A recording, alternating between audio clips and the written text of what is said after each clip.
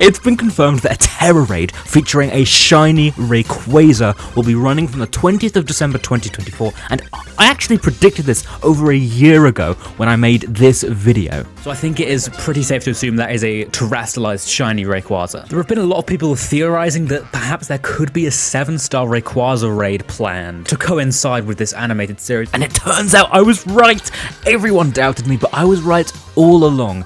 Don't worry, Night Owl 7261, you don't have to wait any longer. This video will cover what you need to do to prepare for this event without needing to purchase Nintendo Online or spend hundreds of dollars to get legendary or mythical Pokemon from other games. And all I ask for in return is for everyone watching to subscribe. I feel like that's a pretty good trade. But first, let's go back in time about a year to the beginning of September 2023. This was when the 7-star Mewtwo Tera Raid took place, an event that could possibly inspire this event at the end of the year. Not only did this event give players their first and currently only chance to catch a Mewtwo with the mightiest mark, it would also let them send out the mythical Pokemon Mew. If it won the Tera Raid, it also got its own mightiest mark, but it also got a buff during the Tera Raid itself. If we see this trend continue, there are a handful of Pokemon that could potentially be incredibly important to grab before this event takes place. The first two obvious answers would be Groudon and Kyogre, the legendary Pokemon from Generation 3,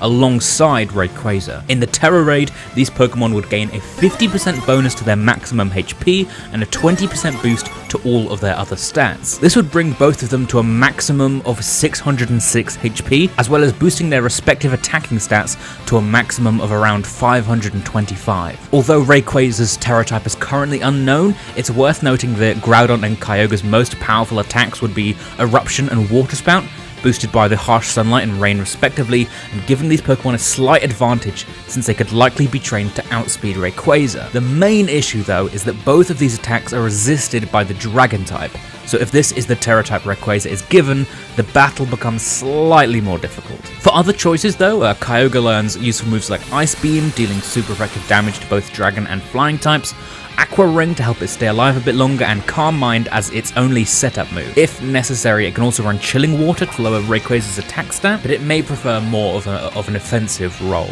In a similar fashion, Groudon learns Bulk Up to boost its attack and defense, but it has a slight disadvantage in that its attacks boosted by Stab or the same type attack bonus are Ground type, not being able to hit Flying type Pokemon. However, Groudon gets a few more useful status moves like Swords Dance and Will-O-Wisp. Another interesting choice, although much more difficult to find, is Deoxys. In 2014's Omega Ruby and Alpha Sapphire, the post-game story titled The Delta Episode features the player catching a Rayquaza and flying into space to defeat this mythical Pokemon. It has 4 forms: its normal form, attack form, defense form, and speed form, although the latter probably won't be very useful in this Tera Raid. The defense form, on the other hand, would have the possibility of having 456 HP and around 500 in both of its defenses. Deoxys can then use Iron Defense to sharply raise its defense, and either Amnesia or Calm Mind to boost its special defense, topping it off by using the attack's Stored Power, a move that deals more damage if the user has more boosts to their stats. It's also worth noting that Deoxys, alongside Keldeo and Zarude, are being distributed in Japan around the same time as this Tera Raid. While details on whether or not these distributions will make their way to the rest of the world, it's possible this could be a way for them to give a large amount of players access to this mythical Pokemon in time for the Tera Raid, which does make sense considering the only way to obtain one legitimately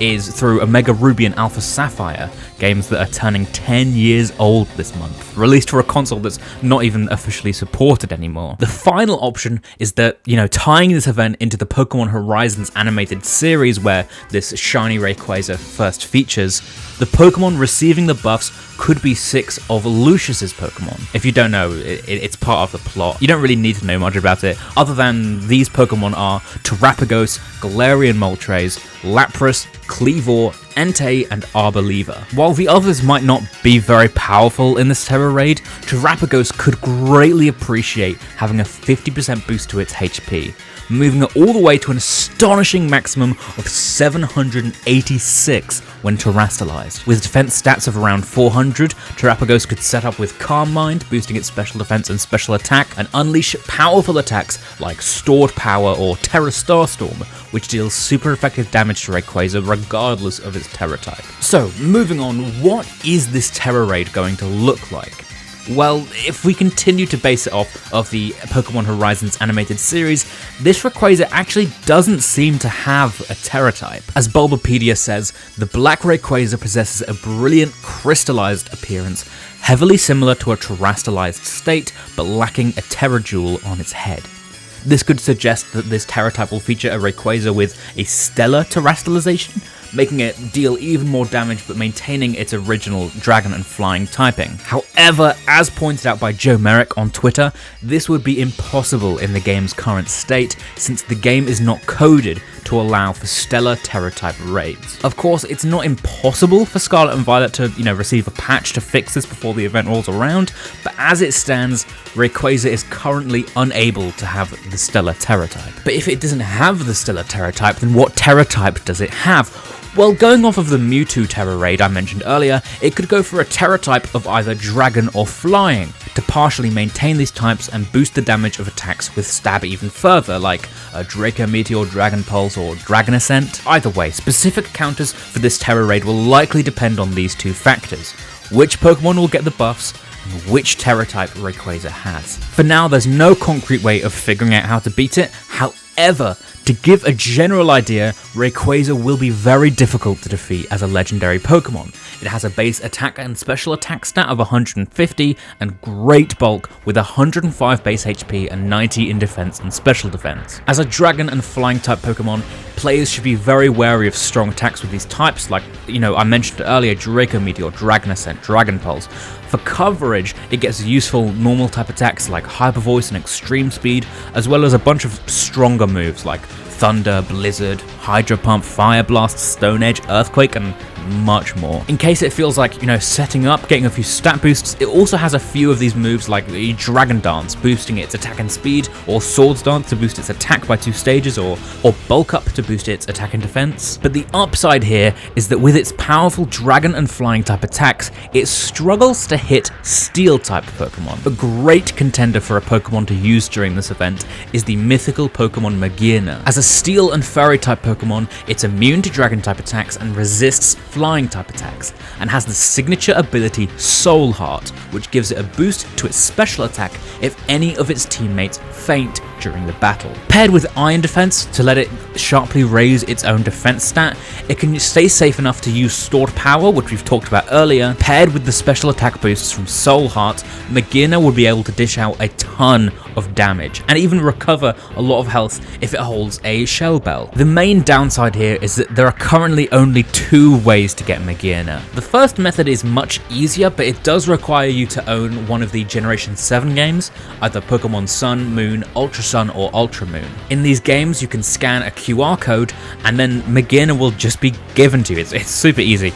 You can trade it into Pokemon Bank and then into Pokemon Home, and you'll be able to bring this mythical Pokemon into Scarlet and Violet. But if you don't own these games, or you don't own a 3DS, your only other option is to complete the entire national Pokedex in Pokemon Home. I've not done the research, but you'll probably end up having to buy a 3DS no matter which way you go. If you don't really want to do either of these things, don't worry, I get it, but there are some much more cheaper alternatives, a lot cheaper. For example, other Steel and Fairy type Pokemon will be worth keeping an eye on, like the legendary Pokemon Zacian.